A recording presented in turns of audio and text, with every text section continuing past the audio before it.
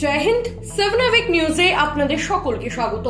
পঞ্চায়েত নির্বাচনের আগে অবাধ ও শান্তিপূর্ণ ভোট করাবার আশ্বাস দিয়েছেন শাসক দলের নেতা নেত্রীরা, কিন্তু দলের নিচু তলার নেতা কর্মীরা বোধহয় নেতা নেত্রীদের ওই সমস্ত কথায় কর্ণপাত করতে নারাজ। রাজ্য জুড়ে তৃণমূল কর্মী সমর্থক নেতাদের বাড়ি থেকে যেভাবে বোমা সহ অন্যান্য অস্ত্র উদ্ধার করছে রাজ্য পুলিশ, তাতে বিরোধীরা সুর চড়াবার সুযোগ পাচ্ছেন 16 আনা।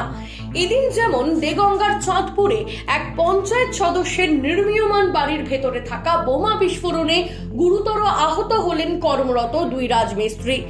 ঘটনাস্থল থেকে পরে উদ্ধার হয় আরো 3টি তাজা বোমা। তৃণমূল কংগ্রেসের গোষ্ঠী কোন্দলের ফলেই এ ঘটনা বলে অনুমান স্থানীয়দের। বিস্ফোরণের বিকট শব্দে কানে শুনতে পাচ্ছেন না সে সময় ওইখানে থাকা একজন। আর ঘটনার পেছনে যে তৃণমূলেরই একাংশ রয়েছে তা স্বীকার করে চাঁদপুর পঞ্চায়েতের সদস্য আব্দুল হাজি মল্লিক জানালেন, এর আগেও তাকে খুন করার চেষ্টা করা হয়েছিল, আর এখন তার বাড়িতে বোমা রেখে তাকে ফাঁসানোর চেষ্টা চলছে যাতে তিনি আগামী নির্বাচনে টিকিট না পান। ভোট তো এসে গেল, সদস্য পদ বাছাই হবে, সেই জায়গায় দাঁড়িয়ে তাকে একটা কালিমা লিপ্ত করার জন্য ঘটনাটা ঘটিয়েছে।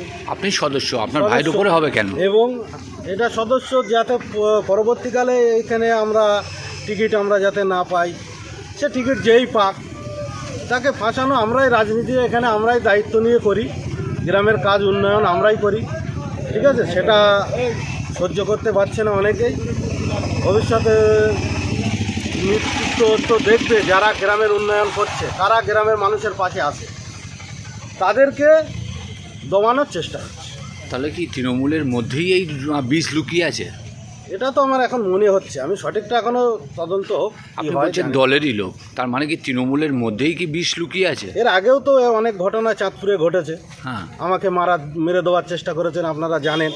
তার আছে 18টা সেলাই পড়েছিল আমার মাথায়, আচমকা আমাকে মেরে দেওয়ার চেষ্টা করেছিল।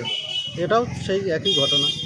পক্ষপাতিত্ব করেন, বোমার রাজনীতির পক্ষপাতিত্ব করেন না, এটা আমরা চাই না কোনোদিন। এর আগেও আমরা বোমাবাজি হয়েছিল, তাতে আমরা যে বোমাবাজি করেছিল তাকে গ্রাম ছাড়া করেছিলাম, যে গ্রামে ঢুকতে দেবো না। চাঁদপুরে কোনোদিন বোমাবাজি হয়নি, এখন হবে না। বোমার প্যাকেট উদ্ধার হয়েছিল সেই ভোরবেলা, আবার এখানে সেই বোমা। হ্যাঁ, সেই কি বলবেন? এইটাই আমাদের দুঃখ কষ্ট, যে চাঁদপুরে কোনোদিন যেটা হয়নি সেটা আবার নতুন করে সেই শুরু করেছে। দেখা যাক প্রশাসন কি করে। প্রশাসন দ্বারস্থ হচ্ছে। ঘটনার তদন্তে নেমে পঞ্চায়েত সদস্যর দাদাকে গ্রেপ্তার করেছে দেগঙ্গা থানার পুলিশ। যে কোনো অপ্রীতিকর পরিস্থিতি মোকাবিলা করার জন্য এলাকায় মোতায়েন করা হয়েছে বিশাল পুলিশ বাহিনী। দেগঙ্গা থেকে শান্তনু বিশ্বাস, 7 আওয়ার নিউজ। জেলার খবরের বিভিন্ন আপডেট পেতে লাইক করে সাবস্ক্রাইব করুন 7 our news. Bell icon press করতে ভুলবেন না। জয় হিন্দ।